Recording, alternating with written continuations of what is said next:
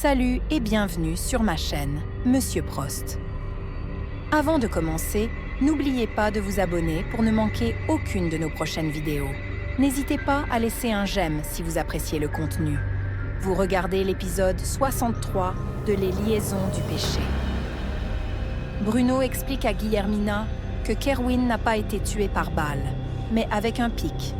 C'est alors qu'elle se rappelle en avoir vu un chez Armando lors de sa visite. De son côté, Flores entre dans la chambre d'Estella pour voir comment elle se porte. Estella, encore secouée, exprime son souhait que tout cela ne soit qu'un mauvais rêve. Flores, essayant de la réconforter, l'encourage à descendre pour le petit déjeuner, réussissant à la convaincre. Guillermina, quant à elle, se rend à l'entreprise d'Armando. Elle croise d'abord Ingrid et Angela, mais les ignore et se dirige directement vers le bureau d'Armando. Là, elle l'interroge directement.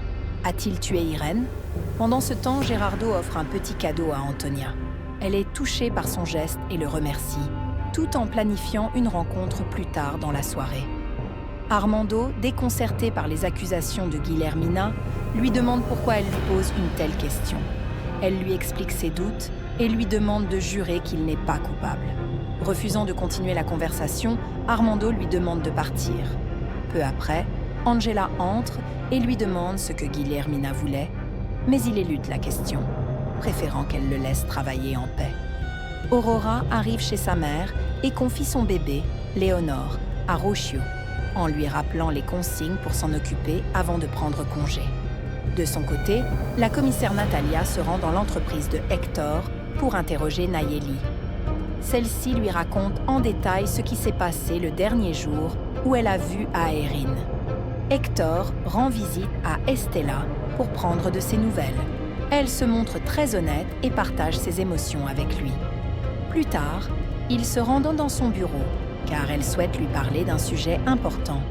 Pendant ce temps, à l'hôpital, Hector accompagne Horacio et le médecin leur annonce une bonne nouvelle. Horacio pourra bientôt quitter l'hôpital. Ils sont tous les deux ravis et avant de partir, le médecin remet une ordonnance à Hector et adresse un salut amical à Elsa. Estella confie ensuite à Hector qu'elle souhaite prendre la présidence de l'entreprise, mais elle est incertaine sur la manière de procéder et lui demande conseil. Hector lui promet son aide, mais la conversation prend un autre tournant lorsqu'il réalise que Martin a entendu Estella accuser Armando du meurtre d'Aérine. Martin, furieux, monte dans un taxi pour se rendre immédiatement à l'entreprise, laissant Estella désemparée, incapable de le retenir. Pendant ce temps, un détective informe la commissaire qu'ils ont retrouvé le chauffeur de taxi qui avait conduit Aérine le jour de sa mort. Elle s'entretient avec lui dans son bureau, lui posant plusieurs questions auxquelles il répond avec précision. À la fin de l'entretien, il se serre la main et l'homme quitte le bureau. De retour à l'entreprise, Armando confie des documents à Ingrid. Armando et son interlocuteur échangent quelques mots avant de décider qu'il est temps de reprendre le travail. Peu après, Martin, le fils d'Armando, se rend à l'entreprise pour discuter de ce que sa mère a dit. Armando l'incite au calme, tout en le remerciant de l'avoir averti. Pendant ce temps, Renzo s'adresse à Ingrid, remarquant que le fils de Don Armando tarde dans son bureau, intrigué par leur conversation. Angela, qui entend cela, lui rappelle que cela ne le concerne pas, ce à quoi Renzo s'excuse. Martin poursuit sa discussion avec son père, convaincu que sa mère, Elena, a raison, en affirmant qu'Estella délire en accusant Armando du meurtre de sa tante Irène. Armando le rassure en se disant heureux de la confiance que son fils lui accorde, tout en lui demandant de le tenir informé de tout ce qui se passe à la maison. Il ne manque pas de faire quelques allusions négatives à propos d'Hector avant de le renvoyer. Ils échangent un câlin avant que Martin ne parte. Pendant ce temps, Andrés rend visite à Rosendo à l'hôpital, mais découvre qu'il n'est plus là. Il interroge une infirmière qui lui apprend que Rosendo est décédé. Dans la chambre de Sophie, Nora arrive pour lui demander des nouvelles de Martin, mais Sophie, incertaine de ce qu'il en est, préfère se concentrer sur son devoir de géométrie, car Nora ne peut pas l'aider. De retour à l'hôtel, Elsa est aux côtés d'Horatio, qui est enfin sorti de l'hôpital. Ils discutent joyeusement des courses à faire pour leur nouvel appartement et, soulagés de le voir en meilleure forme, Elsa l'embrasse. Ils échangent des mots doux, heureux de leur amour retrouvé. Elsa décide ensuite d'appeler Estella pour lui annoncer qu'Horatio est de retour chez lui. Pendant ce temps, chez Carlos, Aurora arrive tout juste avec Léonore dans ses bras. Carlos, inquiet, lui demande où elle était, tout en insistant qu'il ne veut aucun mensonge. Aurora lui explique qu'elle se consacre à ses études tout en assumant son rôle de mère, ce qui finit par satisfaire Carlos.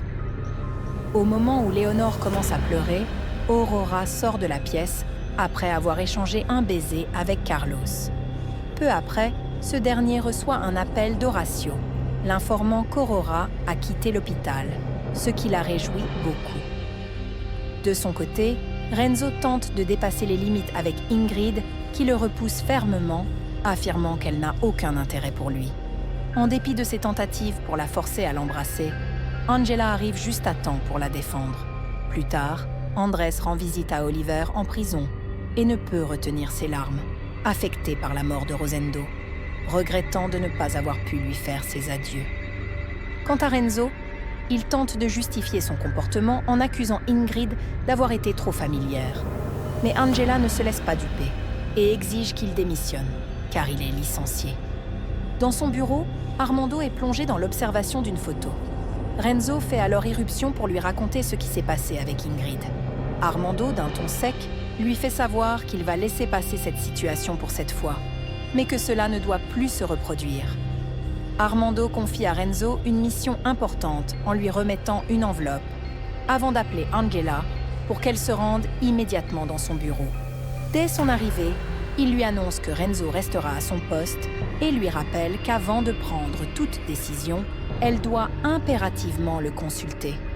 De retour chez lui, Andrés est accueilli par Silvia, qui lui demande des nouvelles de sa visite à Don Rosendo.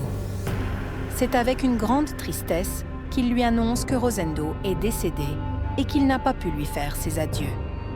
Silvia, empathique, le prend dans ses bras pour le réconforter. Pendant ce temps, Estella entre dans la chambre des enfants pour leur dire qu'ils peuvent descendre manger. Elle profite de l'occasion pour rester seule un moment avec Martin, afin de lui expliquer ce qu'il a entendu dans le bureau plus tôt. Toutefois, Martin, furieux, refuse de l'écouter et la traite de folle. Estella, blessée, lui demande de lui montrer plus de respect tout en partageant ses doutes concernant Armando. Martin, toujours en colère, quitte la pièce. Silvia finit de mettre la table, tandis qu'Antonia arrive toute heureuse, car elle a un rendez-vous prévu avec Gerardo au théâtre. Peu après, Gerardo frappe à la porte et Lamberto lui ouvre. Plus tard, Elena, croyant qu'Antonia est sa meilleure amie, se présente à son tour, espérant la voir. Lorsqu'elle apprend qu'Antonia et Gerardo ont un rendez-vous, la nouvelle la bouleverse au point qu'elle s'évanouit. Gerardo, sous le choc, reçoit un mouchoir imbibé d'alcool de la part de Silvio et parvient à la réanimer. Il décide de la raccompagner chez elle. Pendant ce temps, Renzo dépose discrètement l'enveloppe qu'Armando lui avait confiée dans une voiture avant de s'en aller. Antonia, quant à elle, retourne dans sa chambre, la tristesse visible sur son visage. De son côté, Armando se rend chez Guillermina pour s'excuser du comportement qu'il a eu dans son bureau. Ils s'assoient main sur le canapé et discutent. Armando jure qu'il n'a pas tué Irène et Guillermina, touchée, croit aveuglément en ses paroles. Plus tard, Antonia, abattue, est allongée sur son bureau lorsque Silvia entre pour tenter de la consoler. Pendant ce temps, un détective, alors qu'il s'apprête à monter dans sa voiture après sa journée de travail, tombe sur l'enveloppe laissée par Renzo. Intrigué, il ne comprend pas immédiatement de quoi il s'agit.